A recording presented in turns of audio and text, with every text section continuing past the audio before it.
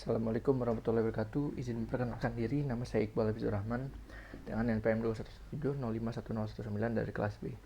Sini saya akan menjelaskan struktur komputer dan arsitektur von Neumann dan perbedaannya dengan arsitektur Harvard.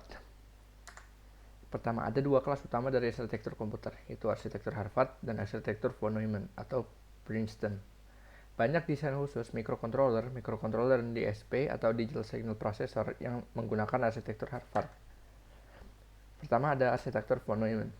Arsitektur von Neumann adalah arsitektur komputer yang diciptakan oleh John von Neumann pada tahun 1903 sampai 1957 yang memiliki address dan data bus tunggal untuk memberikan alamat program atau instruksi dan data serta menempatkan program atau ROM, read only memory, dan data RAM atau random access memory dalam peta memori yang sama. Arsitektur von Neumann menggambarkan komputer dengan 4 bagian utama, yaitu unit aritmatika, diam, dan logis atau ALU, lalu ada unit control atau CPU, memori, dan alat masukan I/O. Konsep inilah yang masih dipakai konsep komputer hingga saat ini. Ini adalah diafragma arsitektur von Neumann.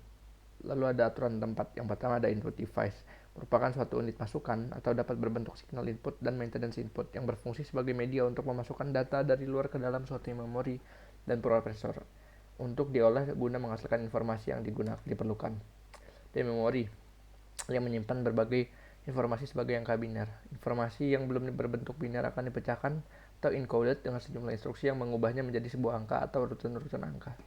Lalu ada prosesor atau CPU, berperan untuk memproses dari instruksi program, bentuknya berupa chip yang terdiri dari jutaan IC. CPU terdiri dari yang berfungsi melakukan operasi hitung, aritmatika, operasi penyembelihan dan pengurangan, dan logika and or dan lain. Sedangkan instruksi program, unit control atau control unit CU, berfungsi mengatur dan mengendalikan alat-alat masukan dan keluaran, mengambil instruksi-instruksi dan data dari memori utama, mengirim instruksi ke ALU bila ada, perhitungan aritmatika atau perbandingan logika, serta mengawasi kerja dari ALU, menyimpan hasil proses ke memori utama. Lalu ada kelebihan arsitektur von Neumann.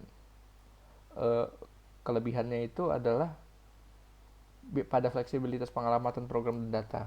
Biasanya program selalu berada di dalam ROM dan data selalu ada di RAM. Arsitektur von Neumann memungkinkan prosesor untuk menjalankan program yang ada di dalam RAM. Lalu kekurangan arsitektur von Neumann.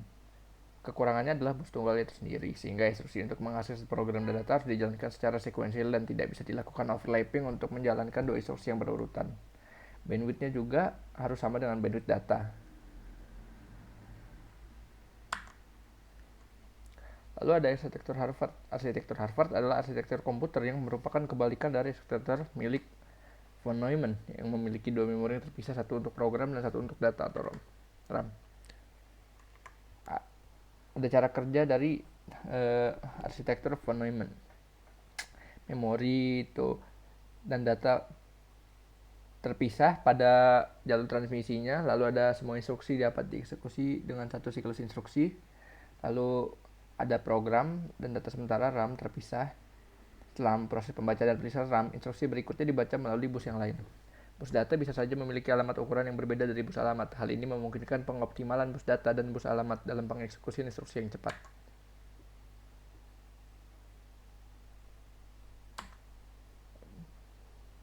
Kelebihan dan kekurangan arsitektur von Neumann.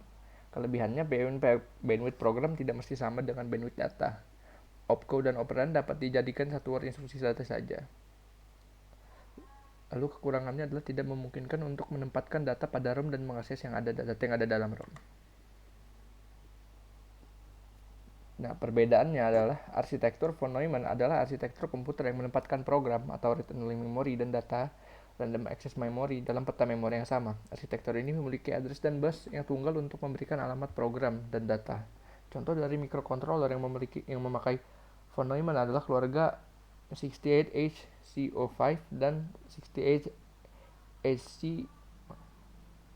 dari Motorola. Sebaliknya, arsitektur Harvard memiliki dua memori yang terpisah, satu untuk program dan satu untuk data.